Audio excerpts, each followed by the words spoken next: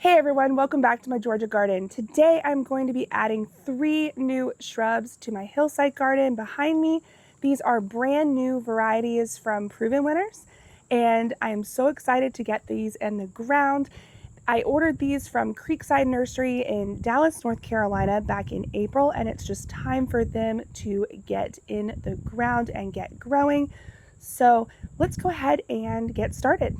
I have 2 more Chastetree or Vitex to plant up here in my slope garden.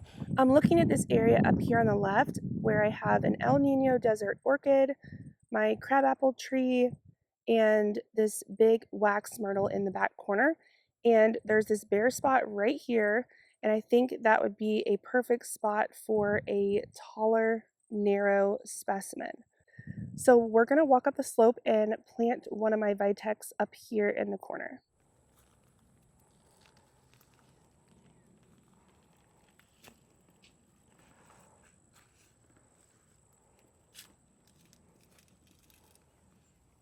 This is a pretty steep location, so I'm probably going to have some trouble standing up here.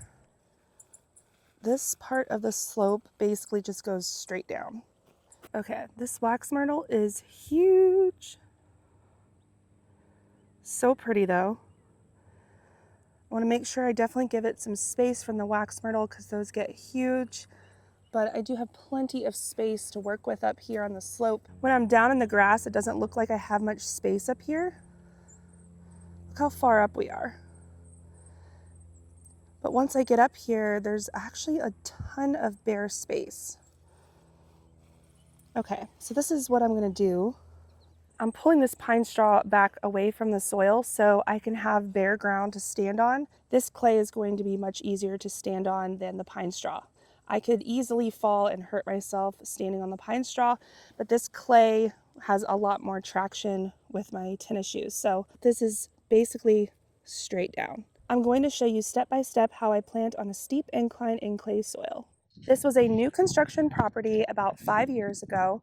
So this soil was heavily compacted by machinery during that time. The topsoil was essentially just removed from the property, and I've been trying to amend it as I can ever since.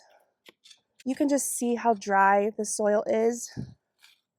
There's almost no moisture in the top few inches of the soil.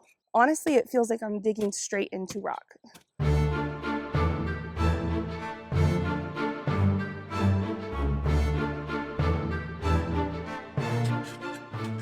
Okay, this is too hard to dig in. I'm going to wet the soil and see if I can loosen it up a little bit.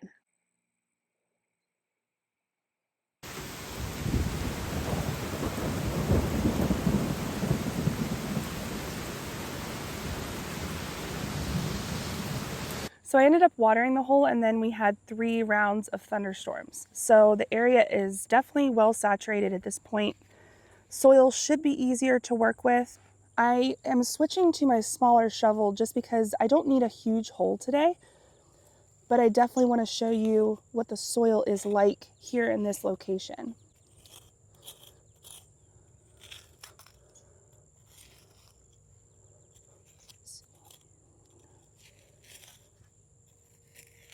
You can definitely tell that it's easier to work with.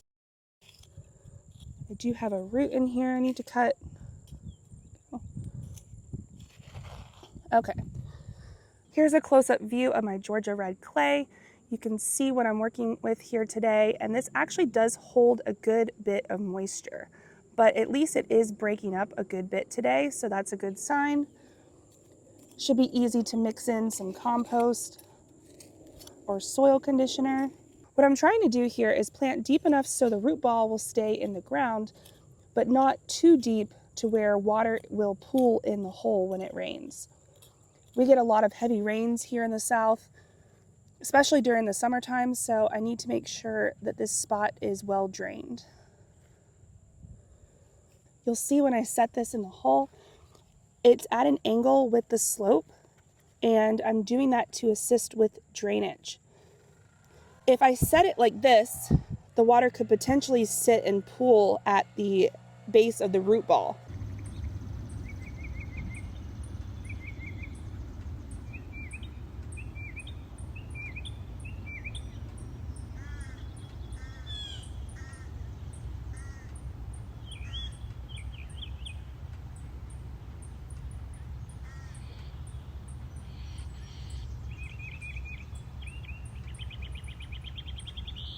Okay, so you saw me backfilling just a little bit. I wanted to make sure that this is not planted too deep, but I will keep it planted at an angle with the slope.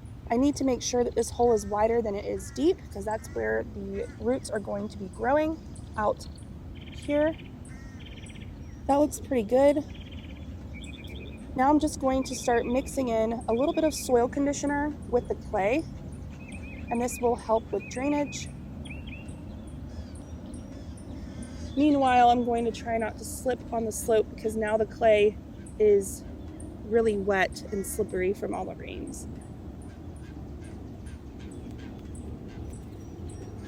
I did go to the store yesterday and grab some more biotone starter fertilizer because I was out. I'm going to mix in some of the biotone starter fertilizer with the clay and soil conditioner.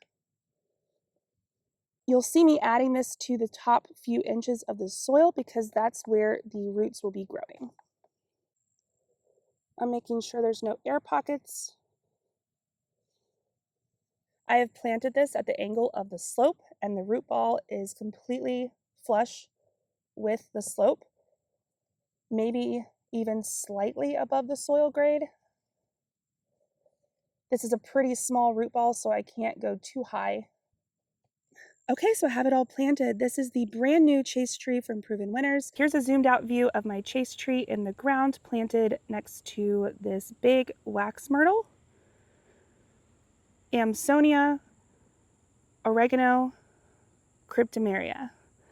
So I think this will be a really nice height difference because this only gets to be about 2 to 3 feet wide and 3 to 5 feet tall. So eventually it will at least be the height of the fence. I have a 4-foot fence here, so it will land right about here. And these plants on the right are much smaller, so I think that'll be nice to have a vertical element here on the end. And of course it gets light purple flowers in late spring through summer that the pollinators will love. To give some more perspective, I was just planting on the left side of my hillside garden here. And over on the far right side, I have one other Chastetree in the ground. I bought this Chastetree with the other two back in April and planted it about a month ago. So you can see it's starting to finally get some flowers, and it has put on a little bit of growth too. So this is already looking great. You can see these pretty flowers coming. So pretty. I can't wait to see what this looks like. Again, this is a great shrub for your narrow spaces. It only gets to be about 2 to 3 feet wide, so you can really place it in any spot in your garden, and it's great for southern climates as well. This is hardy in zone 5B to 10. So pretty much all of my southern gardeners can plant this, and it is sterile, so you don't have to worry about this spreading in your garden. It's just going to be neat and tidy and maintain a great shape, and it's a great food source for your pollinators. Okay, so here's my second Chastetree, and I think I'm going to go ahead and plant the third one below it right here, about 2.5, 3 feet below it. And the reason for that is I don't really have an anchor plant on the right side of my hillside garden. If I zoom out a little bit, you can see that the wax myrtle is actually in off the corner a little bit, and then I have a few panicum grasses here, El Nino desert orchid. It's only about a year old, so it's still really small. Some fire chief arborvitae, and then I planted a few butterfly bush from the butterfly candy series right in here. There's 1, 2, and then the third one you can't really see behind this giant aster here. On the right side of my hillside here, most plants are still young and on the smaller side. This aster right here and my wax myrtle are probably the two biggest plants on this portion of my slope. I also have a Chinese fringe tree right here, which is getting a good bit of size on it and actually giving a little bit of shade to this area now. And then I have a Miss Molly butterfly bush here and double play doozy spirea. So there are a few more established pieces in this bed, but the very edge over here does not have any anchor plants. So I was thinking if I plant 2 of them on this side close together, maybe it'll have a bigger impact and I'll have just a huge mass of flowers this time of year. And then I have one planted on the top left side of my slope, and that will kind of mirror what I'm doing over here. This will just be a little bit of a bigger impact. I have a lot of weeding to do up here on this portion of my slope, and I really don't want to go up there and plant anything right now because my passion vine has gotten out of control and it's starting to take over some of my younger plants. So I just think that the plant would probably not do as well up there at this point in the season. So let's try planting right here and let's see what this soil looks like today.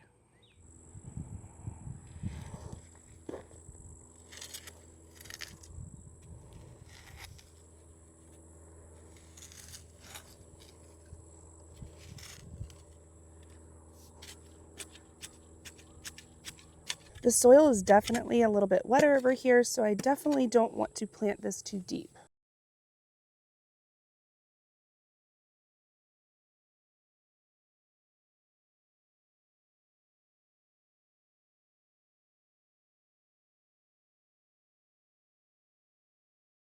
Soil conditioner, I'm just mixing this 50-50 with the native clay. Our clay soil, while hard to work with sometimes, actually has a lot of nutrients for our plants. We just need to break it up a little bit to help improve the drainage. It also helps with compaction, so the plant should have an easier time rooting into the native soil.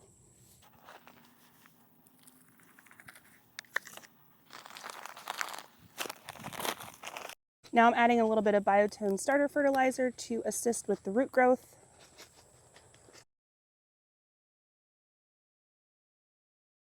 Again, I add this toward the top few inches of the soil because that's where the roots will be growing. Going to tap around the plant just to make sure there are no air pockets. Air pockets would be another place where water could go.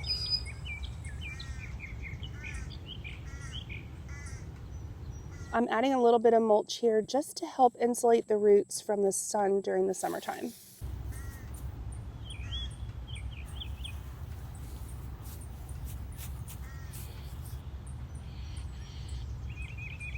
All done. That looks great. I mainly planted this third shrub called Mexican Orange for the giant swallowtail caterpillars, but there's a lot to love here beyond that. It blooms heavily with these simple white flowers, and both the blooms and foliage are fragrant. It can never hurt to have another food source for your butterflies in your garden. So I chose to come up here. This should be well drained. I've never had an issue with plants up in this area becoming too wet. As I came up here to plant this, I actually found a den. I don't know if you can see that on the camera. Can you see that hole? Yes. So I might try to fill it back in, but I think the chipmunks have tunnels all through here. So they're probably just going to come right back out. By the time we got to this last one, the light was fading fast, but my daughter jumped in to help me finish it up. Not the prettiest footage of the day, but honestly, some of my favorite planting moments never are. Add some fertilizer. Whoa. Okay. Guess we're fertilizing some other plants too today. That was way too much. Again, planting this above the soil grade to assist with drainage. Make sure it's planted at an angle with the slope, the pine straw back, and we're done.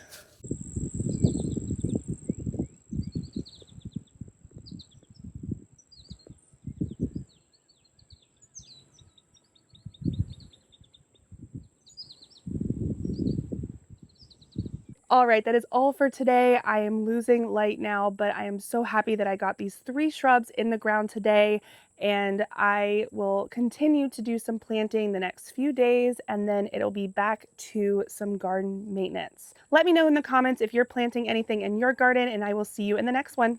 Bye, guys.